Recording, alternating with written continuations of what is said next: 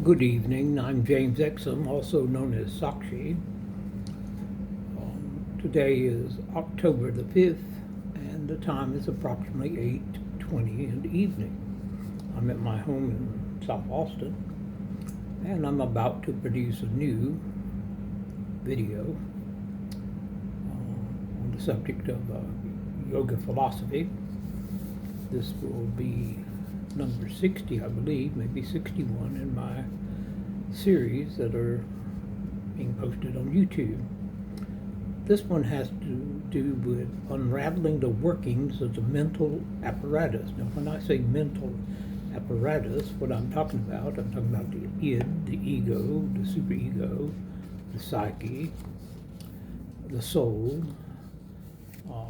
the Sakshi, which is the soul, the Atman, which is the soul, and how it can be done through the practice of yogic studies and yogic philosophy. So I'll start with our introduction. The human mind is a complex and multifaceted system that governs our thoughts, feelings, and behaviors. Over the course of history, psychologists and philosophers have sought to unravel the workings of the mental apparatus. Amongst the most influential theories is Sigmund Freud's structural model, which divides the psyche into the id, the ego, and superego. In addition, the terms psyche and mind are often used in a broader context to describe the entirety of mental processes. This document explores these concepts and their respective roles in the human mental apparatus. First, we'll start with the id. The id is the most primitive component of the psyche. Present from birth, it operates entirely in the unconscious and is driven by the pleasure principle. Therefore, this one, the id, can be a bit of a troublemaker along with the ego when it's operating in its negative capacity in regards to human nature and human activities.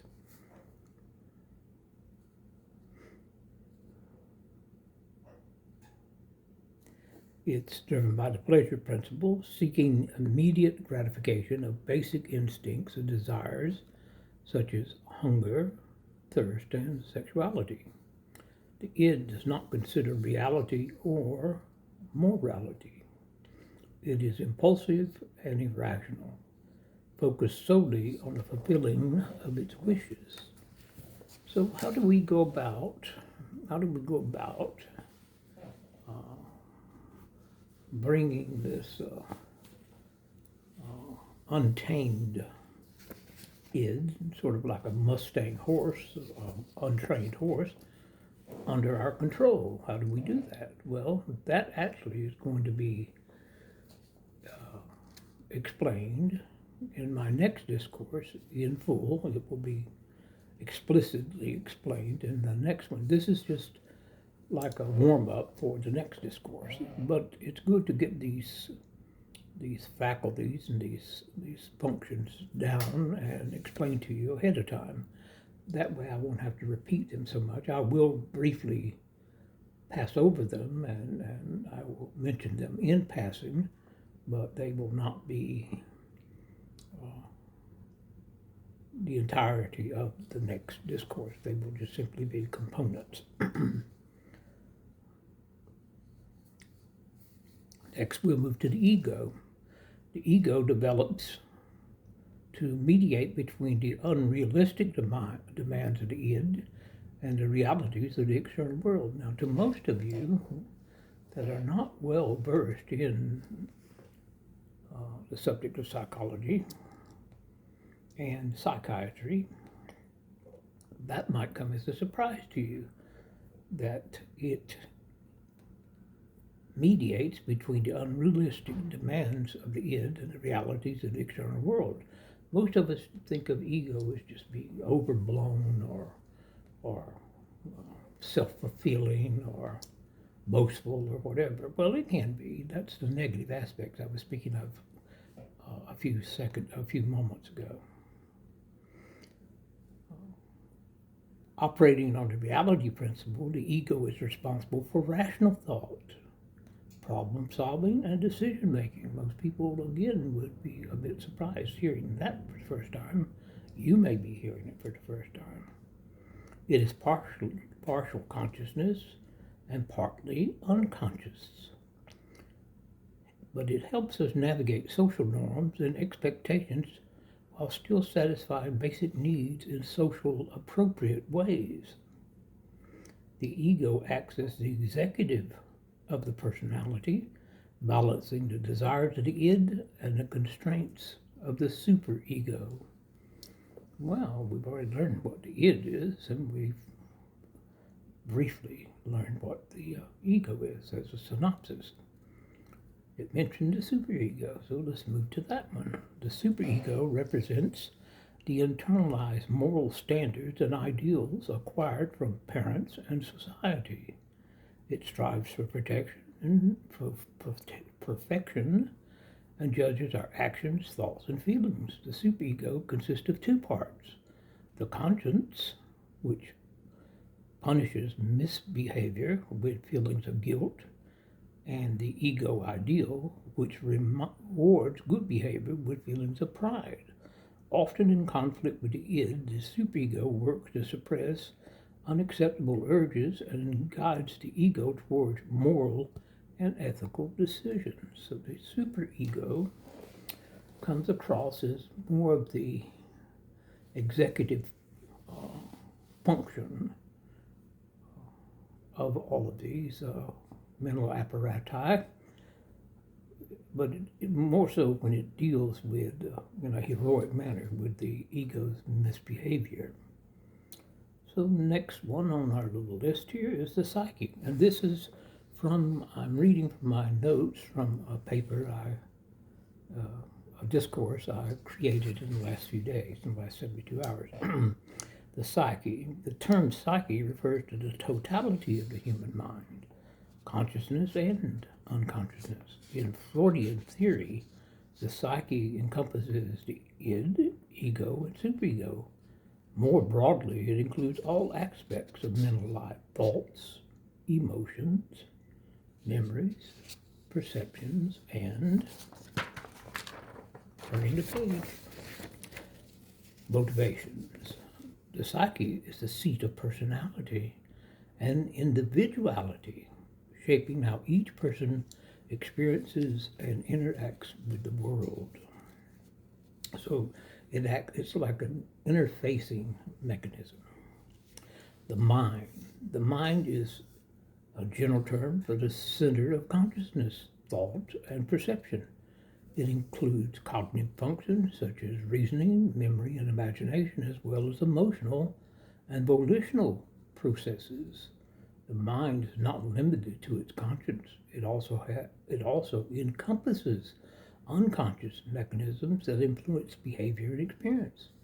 In scientific and everyday language, the mind is often used interchangeably with the psyche, though it may carry a more cognitive or intellectual connotation. I believe it does.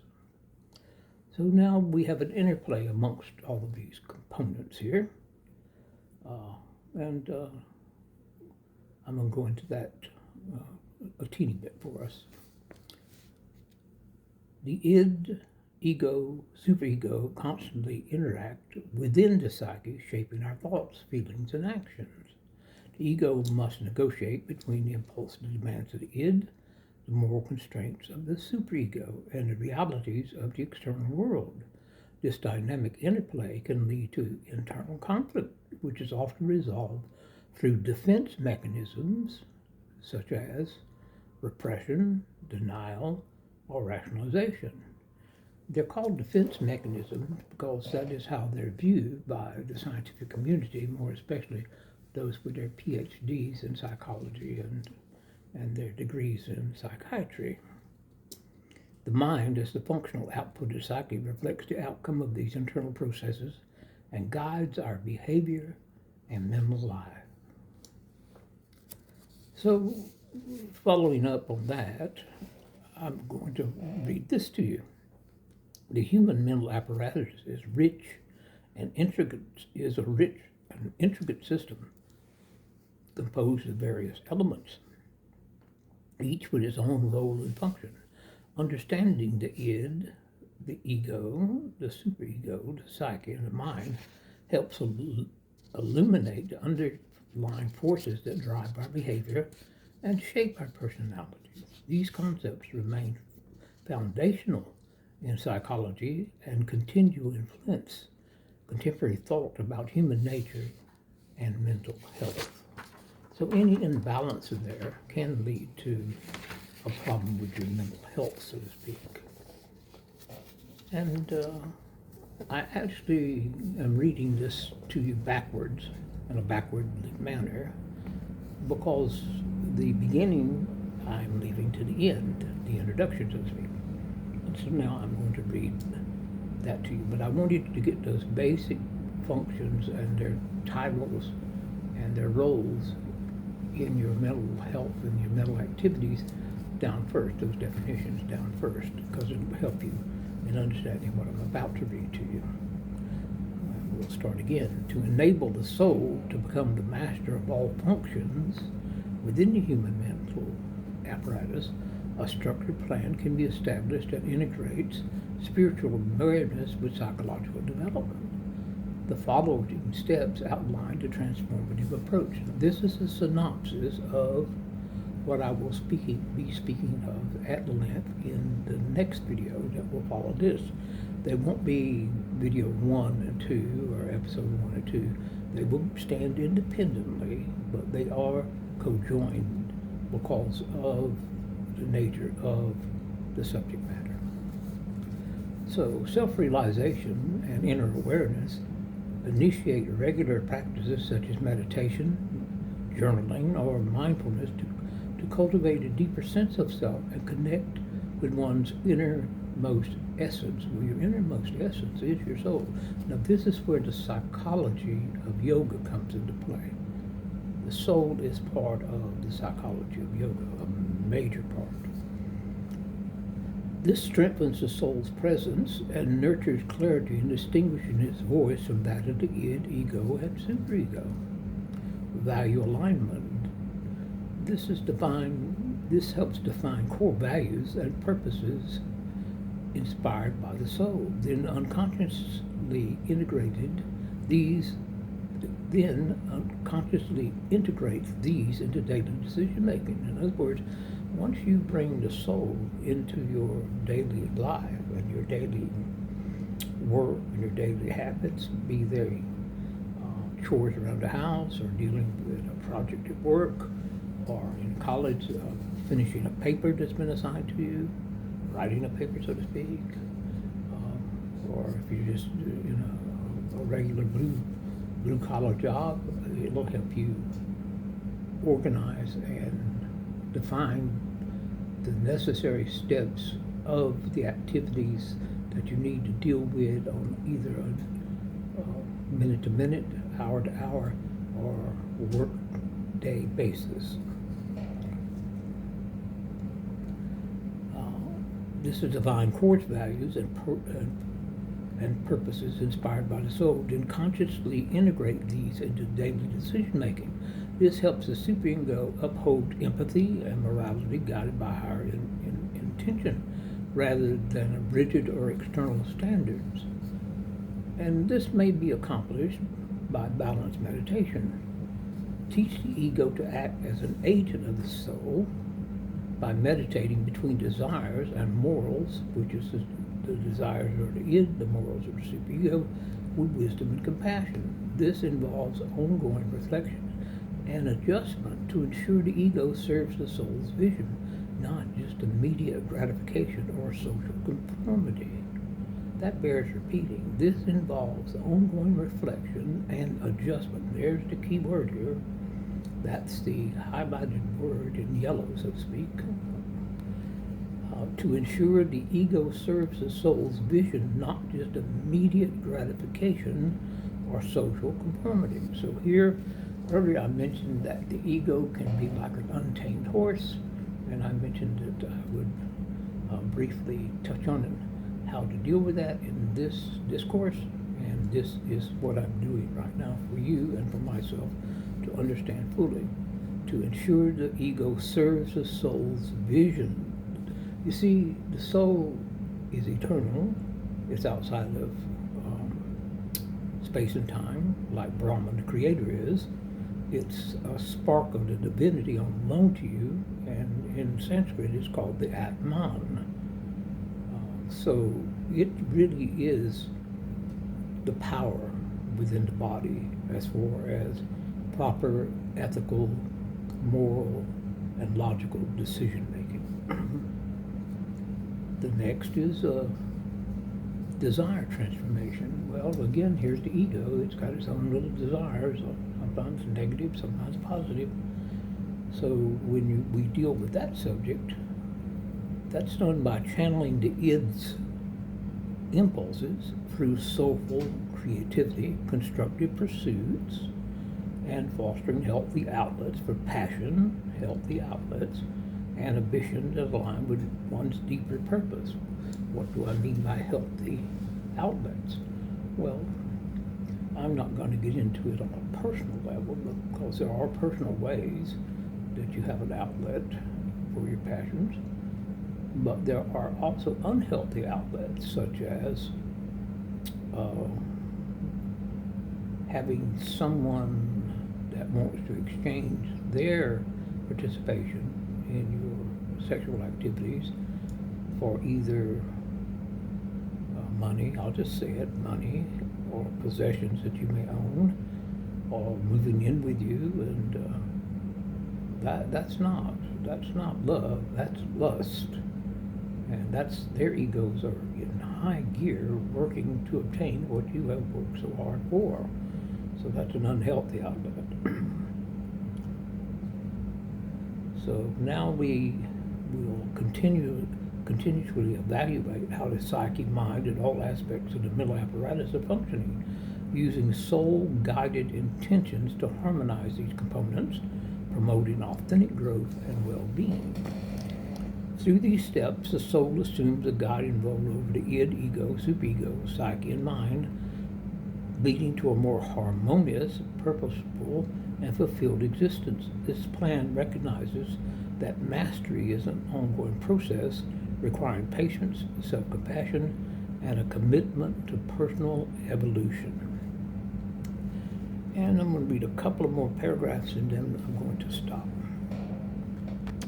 To optimize the day-to-day operations, the id, egos, superego, psyche, and mind, the soul can act as a guiding force that encourages harmony and self-awareness by fostering qualities such as mindfulness. Now we're back into the yoga psychology, the yoga philosophy, such as mindfulness, compassion, and ethical reflection. The soul helps the ego maintain balance between instinctual drives and moral standards, while also nurturing the psyche's capacity for growth and resilience.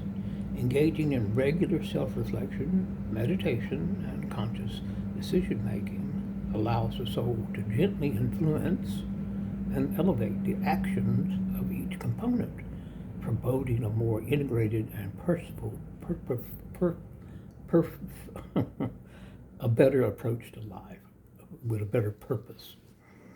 Ultimately, when the soul takes an active role, it inspires the mind to pursue meaningful goals, encourages the superego to uphold values and empathy, and helps the id channel its desires in a constructive way. The holistic path leads to a more fulfilled and authentic lifestyle. And I'm going to leave it there, because if I go much further into this was a precursor to my next discourse that I wrote following this, which will be the subject of the next video. So I'm going to leave it there. And we'll be closing this out at about 20 minutes total narration time. So I hope you enjoyed this, and I hope you look at the next video to follow up on this, because it is like, it's part of it. And if you did enjoy it, that's wonderful. If you didn't, that's okay too.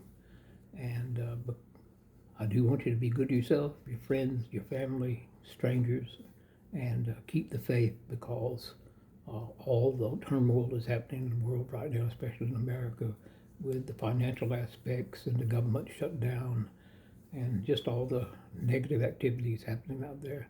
Remember the old saying, this too shall pass. And when it does, we'll be back to a state of normalcy here in the land of the free and the home of the brave. And thank you and good night.